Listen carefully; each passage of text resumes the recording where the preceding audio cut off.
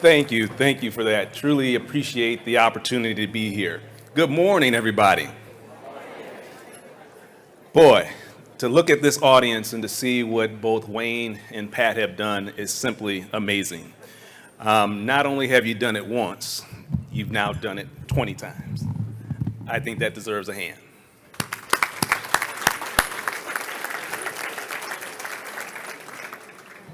Thank you for this opportunity to be able to stand in front of all of you in the audience. It's truly an honor. As I stand here today before you, it's really to focus on four important pillars that have the power to transform the economic landscape of this nation. The power to transform the economic landscape of this nation. Is that me making that noise there? All right.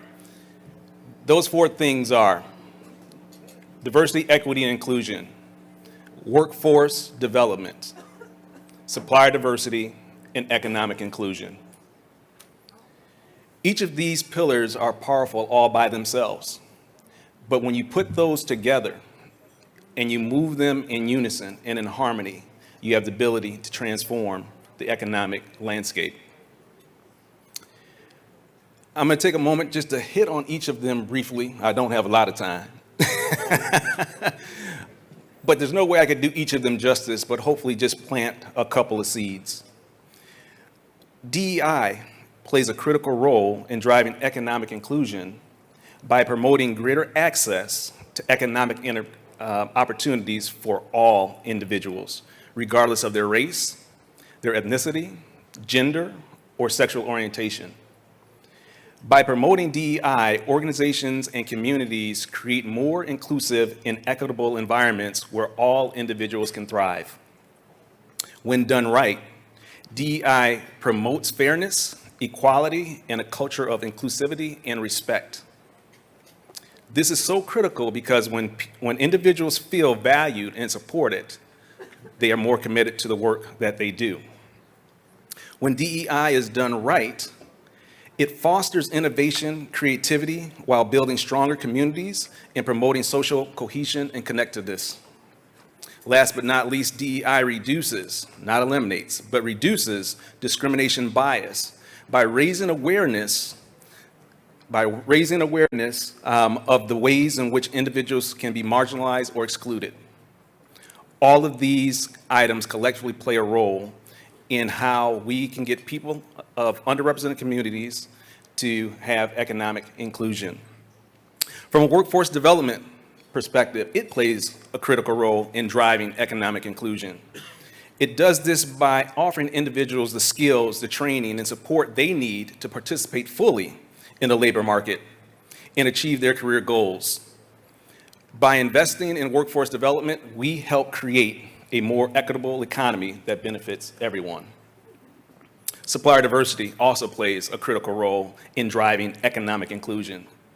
By increasing opportunities for historically marginalized groups, by providing access to new opportunities, enabling the creation of jobs, then which helps fund communities with dollars. Additionally, supplier diversity programs can and should provide training, mentorship, and other resources to help small, diverse businesses eliminate barriers to entry as they build capacity to compete more effectively in the economy. In all three of these areas, diversity, equity and inclusion, workforce development, and supplier diversity, there's one common denominator, and that is driving economic inclusion. So what do we mean by economic inclusion? Economic inclusion is the realization that all individuals, regardless of their backgrounds, should have an opportunity for economic opportunities. It is about creating a level playing field for everyone. Economic inclusion is a key pillar for reducing poverty, promoting social mobility, and creating a more equitable and sustainable economy. When we prioritize economic inclusion, we create opportunities for all to participate in the economy, contribute to their communities, and improve the standard of living. When done right, economic inclusion dismantles economic ladders. It erases the color lines, and it shatters glass ceilings. With all that in mind, if you don't take any way else from this, what I'm sharing, think about this. DEI plus workforce development plus supplier diversity equals economic inclusion. And it's through this economic inclusion that we can collectively transform the economic landscape for all. As I sit and share more of these words, I would like for you guys to think in your own minds three things. One, what is your role in enabling and supporting economic inclusion? What is your business or company's role in enabling and supporting economic inclusion? And what actions can and will you take to help enable and support economic inclusion? Now, when I was growing up, I was always told to never ask someone that you're not, ask somebody to answer something you're not willing to answer yourself.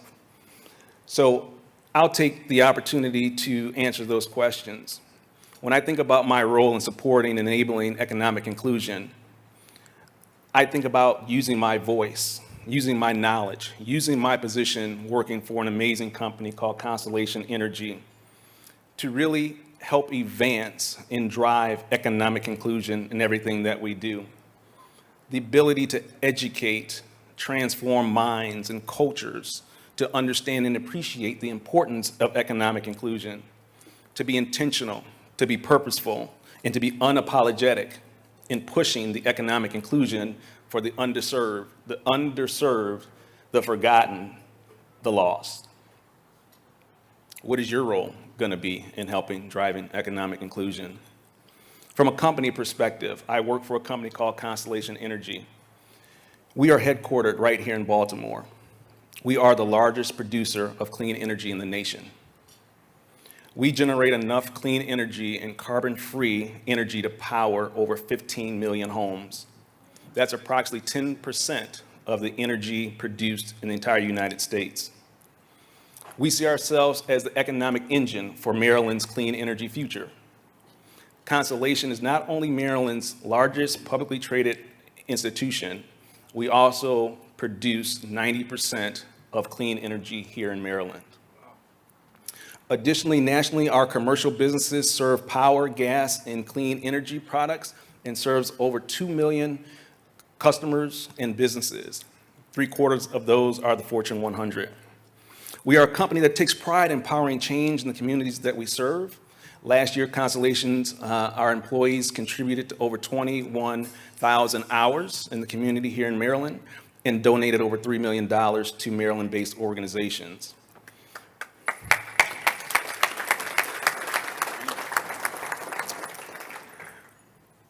Being a force in communities is what we strive for, and that is one of the reasons why DEI is a part of one of our core values. This commitment extends to our corporate giving and corporate partnerships.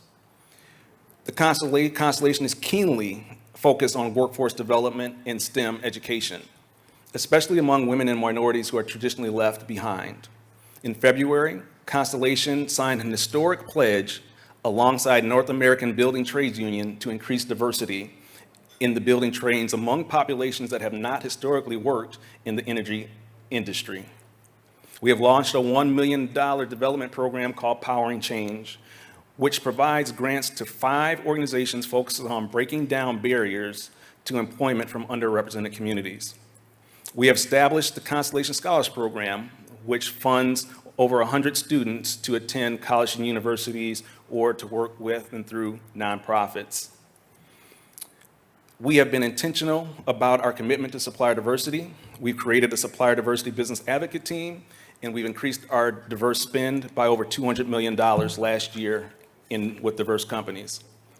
Our commitment to economic inclusion extends to corporate giving, with 87% of Constellation's direct giving going to organizations, programs, and events to serve underserved communities.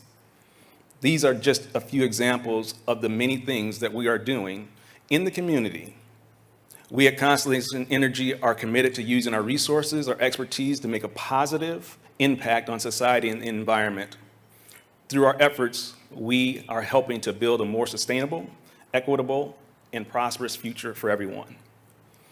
In my role at Constellation as the Vice President for Business Diversity, I have the distinct privilege and honor to be able to eat, breathe, sleep, and make economic inclusion a part of my everyday.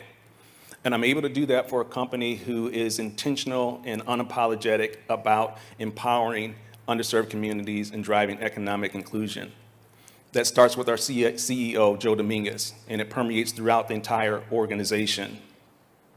From a supplier diversity perspective, we are focused on 4 things. 1, in order to drive economic inclusion, how do we think about internally leadership engagement? To drive economic inclusion at a company like Exelon, it cannot sit in the hands of supply alone. It has to be embedded and understood by the business. In addition to understanding that the business, we have to create an ecosystem of suppliers, diverse suppliers that know our business and have the ability to deliver to our business. It is our job to help suppliers understand what we buy and make sure that they can be able to compete at the table by knocking down barriers and opening up the ability for them to come in. For those that are out here that are interested in doing business with Constellation, my team is over here. Tawanda, if you can stand up, and Tracy is somewhere around here. We also have today our Chief Diversity Officer, Ray Stringer. The reason I mention that is doing business with Constellation is something that we want. We want to be able to do business with you all. Go out to the website, learn our business model. On the website, it will talk about all of the 90 commodities that we buy. Equally as important, it will talk about who are the people that buy it. Come see us, come talk to us, get registered. We would love to have you. While I'm on that, just a quick little plug. If you are out there and you have capabilities in lighting, water, boilers, HVAC, chillers, building envelope, building management systems with cybersecurity, in the next couple of months, we are going to have an informational session in DC for companies that have these skill sets, and we're looking for diverse companies. We are in the process of doing a bid with the Department of Energy. At that informational, we do want to share with you what it will take to partner with us. So if you have that capability, come see me or come see Tawanda. That's just one example of many. As I wrap up, it's truly a privilege to be able to speak with all of you today about the importance of DEI, workforce development, supplier diversity, and economic inclusion. And I'm hopeful that as I share this message that you all have the opportunity to reflect on what your why is and what you and your companies can do to drive economic inclusion. The work of DEI, workforce development, supplier diversity, and economic inclusion is not easy. It requires courage, determination, and a willingness to take risks. It requires us to confront our biases and our prejudices and to work actively to overcome them. It requires us to break down the barriers that have been built over generations that prevent people from reaching their full potential and from participating fully in our economy. We need to rethink our systems. We need to rethink our processes. We need to rethink our structures that limit diverse companies and underrepresented people from being able to be at the table to showcase their talents and their capabilities. Yesterday's keys will not unlock the doors of today's challenges. Although this work is not easy, I believe it is work that is worth it. I believe that we can create a better future for ourselves and for our generations to come if we commit ourselves to these values. So let us work together to promote DEI, promote workforce development, promote supplier diversity and economic inclusion in all aspects of our lives. Let us create a society where everyone has the opportunity to succeed and where everyone feels valued and included.